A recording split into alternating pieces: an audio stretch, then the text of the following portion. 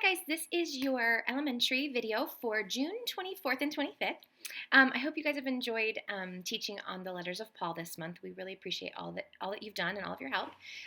This week we're actually going to be working in the book of Philippians, which I'm so excited about because it really is one of my favorite books of the Bible for so many reasons. But I find it so encouraging, and so I really hope that this lesson encourages you and encourages your students. So there's so many truths in Philippians. So we're going to be focusing this week out of Philippians chapter 2. So if you can, just please take some time to read through the entire book of Philippians if you can. If not, just really focus on chapter 2.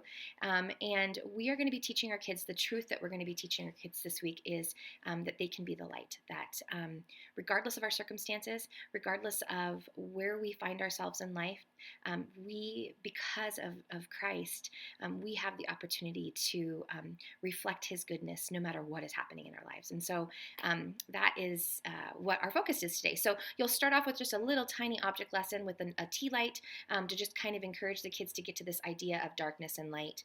And then you'll kind of move into the story time. Now the story time, the beginning of the story is just this a couple of minutes about the history of what was going on in Philippi and why Paul was writing this letter, which I think is actually one of the reasons that I love this book so much, is because Paul was actually in prison when he was writing the letter to the church. And so, Paul, for every human reason you can think of, had every reason to want to be discouraged and frustrated and downtrodden and just not full of praise, right? He was in prison and it was likely not a good situation or a good circumstance. And yet, regardless of where he was, he rejoiced in the Lord. And he wrote this letter to encourage the Philippians to be just full of light, even though they were being persecuted. See, the church in Philippi were under heavy resistance and heavy persecution because so many of the people living in that area did not believe in the tenets of Christianity, and so they were sort of being attacked. And so Paul writes this letter saying, nevertheless, no matter what circumstance you're in, you stand strong and you be the light.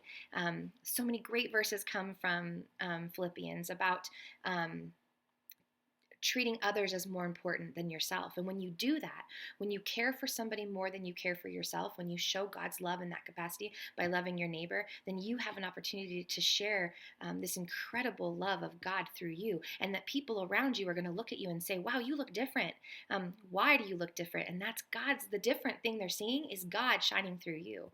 And so just like Paul had the opportunity to do that in prison and throughout his entire ministry, and the Philippians had the opportunity to do that, our kids, they can do that too. They have every opportunity every day of their life to rely upon the Lord and to share His great love regardless of the circumstances that they are in. And I think this is a really applicable lesson to our kiddos because regardless of their family life or their personal struggles, because it's all relative, everybody can kind of see this concept that we all struggle in some shape or form.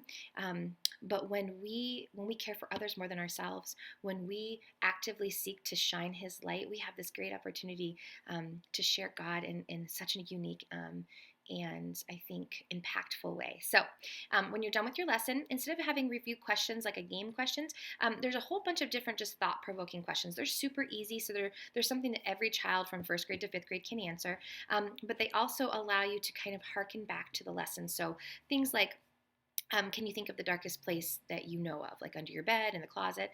Why is it so dark? What is spiritual darkness? What does being the light mean? That sort of thing. And so I encourage you guys to actually break into small groups with a leader per each group, and then just kind of really focus on getting to know the kids and getting to know their hearts and help kind of encourage them along the way. What does it mean? What does it look like to be the light in their life particularly? So I just really encourage you to spend some time with them, kind of, as small groups as you can, to just help this to be really relevant in their lives.